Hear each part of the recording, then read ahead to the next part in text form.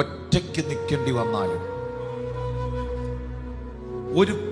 ഒരു ബാക്ക് സപ്പോർട്ടും നിന്റെ വീട്ടിലില്ലെങ്കിലും, നിന്റെ പ്രാർത്ഥനയ്ക്ക് ഒരു പിന്തുണകളുമില്ലെങ്കിലും, കർമ്മേലിന്റെ മലമുകളിൽ ഏലിയാവ് ഒറ്റയ്ക്ക് നിൽക്കേണ്ടി വന്നതുപോലെ നിൽക്കേണ്ടി വന്നാലും നീയേ ജയിക്കത്തുള്ളൂ.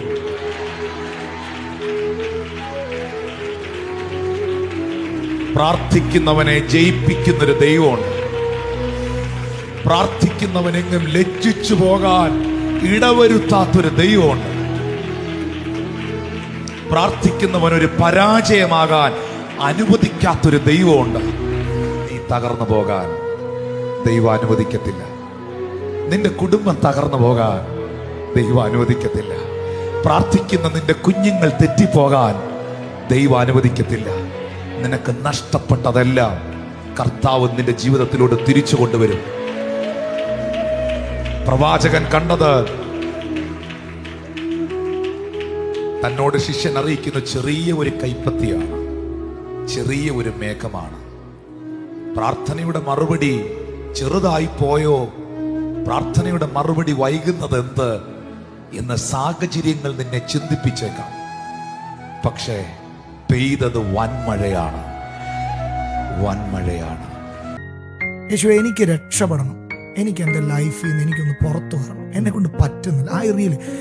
ഈ ലോകത്തിൽ അങ്ങനെ ആഗ്രഹിക്കുന്ന ഒരു വ്യക്തി, ഹൃദയം നിറഞ്ഞു, എൻ്റെ ലൈഫിൽ നിന്ന് ഞാൻ പറയുന്നത്, അങ്ങനെ ഒരു വ്യക്തി പ്രാർത്ഥിച്ച, ഞാൻ പ്രാർത്ഥന എന്ന് പറയുന്ന ആ വേർഡ് അങ്ങ് മാറ്റി വെക്കാം, പറഞ്ഞാൽ ആ നിമിഷം ആ വ്യക്തിയെ രക്ഷിക്കാൻ ആരെന്ന് നോക്കാം, യേശു വന്നിരിക്കും. അതിനൊരു സംശയം. കർത്താവെ, 10ാം ക്ലാസ്സിന് താഴെയുള്ള അമ്മമാർക്ക് വേണ്ടി ഞാൻ പ്രത്യേകം പ്രാർത്ഥിക്കുന്നു. ആ കുഞ്ഞുങ്ങളെ, ഭാവിയുടെ തലമുറ, നമ്മുടെ രാജ്യത്തിൻ്റെ ഏറ്റവും വലിയ വാഗ്ദാനവും കുടുംബത്തിൻ്റെ തൂണുമായി വളരേണ്ട കുഞ്ഞുങ്ങൾ, അവർ വാടിപ്പോകാതിരിക്കാൻ അമ്മയുടെയും അപ്പൻ്റെയും കാര്യങ്ങൾ അവർക്ക് വേണം. അത് കർത്താവ്, വിവാഹബന്ധം വേർപെടാൻ പോകുന്ന സ്വന്തം വൈകാരിക ഭ്രാന്തിൻ്റെ പേരിലും അതുപോലെ തന്നെ എൻ്റെ കുടുംബത്തിൻ്റെ ഉത്തരവാദിത്തങ്ങൾ നിർവഹിക്കാൻ ആവശ്യമായ മാനസിക പക്വതയില്ലാത്തതിൻ്റെ പേരിലും ഭാര്യ ഭർത്താക്കന്മാർ കുഞ്ഞുങ്ങളെ വഴിയാധാരമാക്കാൻ അകന്നു പോകുന്ന ക്രൂരകൃത്യങ്ങളുണ്ട്. കുഞ്ഞുങ്ങളെ ഇതുപോലെ അവരുടെ ബാല്യത്തെ കൊല ചെയ്യുന്നവർക്ക് മാനസാന്തരം ഉണ്ടാകണം.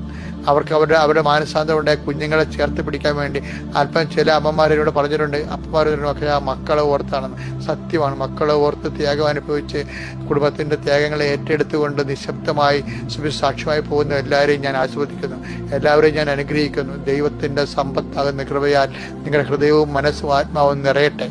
കർത്താവ് നിങ്ങളെല്ലാത്തിനും അതിജീവിക്കാൻ വേണ്ടി, നിങ്ങൾക്ക് സഹിക്കാൻ പറ്റുന്നില്ലെന്ന് പറഞ്ഞാൽ കർത്താവിനോട് പറയുമ്പോൾ കർത്താവിൻ്റെ സഹനത്തോട് ചേർത്ത് വെച്ചുകൊണ്ട് കർത്താവ് നിന്നെ ബലപ്പെടുത്തട്ടെ.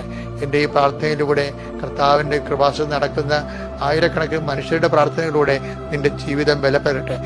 നീ ആശ്രയം വെച്ചിരിക്കുന്നത് ഉടമ്പടിയിലാണെങ്കിൽ ഉടമ്പടി എടുത്തിരിക്കുന്ന ലക്ഷക്കണക്കിന് മനുഷ്യരുടെ ജീവിത പ്രവർത്തനങ്ങളുടെയും സുവിശേഷ സാക്ഷ്യങ്ങളുടെയും ഉപപ്രവർത്തനങ്ങളുടെയും നീ ദൈവബലത്തിലെ ഇന്ന് അനുഭവിക്കുന്ന പ്രയാസങ്ങളെ അതിജീവിക്കാൻ ആവശ്യമായ ആത്മധൈര്യത്തിൻ്റെ അഭിഷേകം കൊണ്ടാവട്ടെ. എൻ്റെ കർത്താവിൻ്റെ ഉന്നതമായ നാമത്തിൽ, സഭയുടെ അധികാരത്തിൽ, കുരിശിൻ്റെ അടയാളത്തിൽ, ദൈവത്തിൻ്റെ ശക്തിയാൽ നീ ഉച്ച മുതൽ ഉള്ളംകാൽ വരെ കർത്താവിൻ്റെ തിരുരക്തത്തെ അഭിഷിക്തയാകട്ടെ.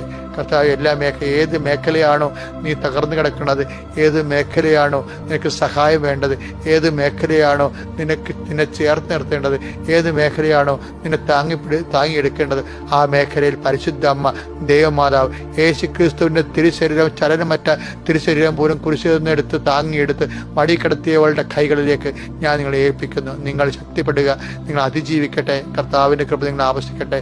നിത്യപിതാവും പുത്രനും പരിശുദ്ധാത്മാവായ സർവേശ്വരായ നീക്കുവാമേ. നമ്മൾ ചിന്തിക്കേണ്ട ഒരു വലിയ കാര്യമാണ്, നമ്മുടെ മനസ്സിൽ ഉണ്ടാവേണ്ട വലിയൊരു ബോധ്യമാണ് എളിമപ്പെട്ട് നിൽക്കുക എന്നുള്ളത്. നമ്മൾ നേരത്തേക്ക് ചിന്തിച്ചിട്ടില്ലേ? നമുക്ക് അറിയാവുന്ന ഒരു വചനഭാഗമാണ് യാക്കോബ് ശ്ലീഹയുടെ ലേഖനത്തിന്റെ 4-ാമത്തെ അധ്യായത്തിലേക്ക്, ദൈവത്തിന്റെ മുമ്പിൽ താഴ്മയോടെ നിൽക്കുക. നമ്മുടെ പത്രോസ് ശ്ലീഹൻ തന്റെ എഴുത്തിൽ ഇങ്ങനെ പറയുന്നുണ്ട്, എളിമയോട് നിന്നോ, കർത്താവ് തക്ക സമയത്ത് നമ്മൾ ഉയർത്തിക്കൊള്ളും. പൗലോസ് ശ്ലീഹ നമ്മളെ അത് കാണിച്ചു തരാണ്. ഈശോയുടെ ഹൃദയത്തോട് വളരെയധികം ചേർന്ന് ഈശോയെ നന്നായിട്ട് മനസ്സിലാക്കിയ പൗലോസ് ശ്ലീഹ പറയാണ്, ഞാൻ നിസ്സാരനാണ്, ഈശോയെ കാണാനോ അനുഗ്രഹം കിട്ടാനോ ഒരു യോഗ്യതയില്ല. ഇത് ഞാനും നമ്മളെല്ലാവരും ചിന്തിക്കേണ്ട ഒരു കാര്യമാണ്.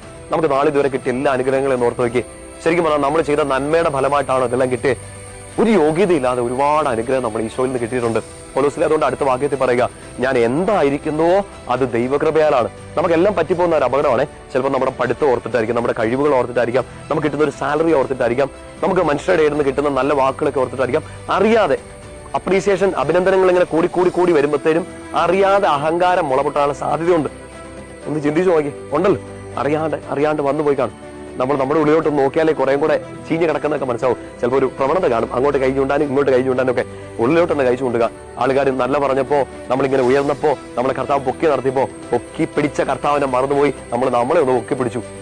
അഹങ്കാരം വന്നു. പൗലോസിനെ നമുക്കൊരു ബോധ്യം തരികയാണ്, ഞാൻ എന്തായിരിക്കുന്നുവോ അത് ദൈവകൃപയാലാണ്. ഇനി വചനം കേൾക്കുമ്പോൾ തന്നെ അത് ഹൃദയത്തിലോട്ടൊന്ന് പറഞ്ഞേക്കണം.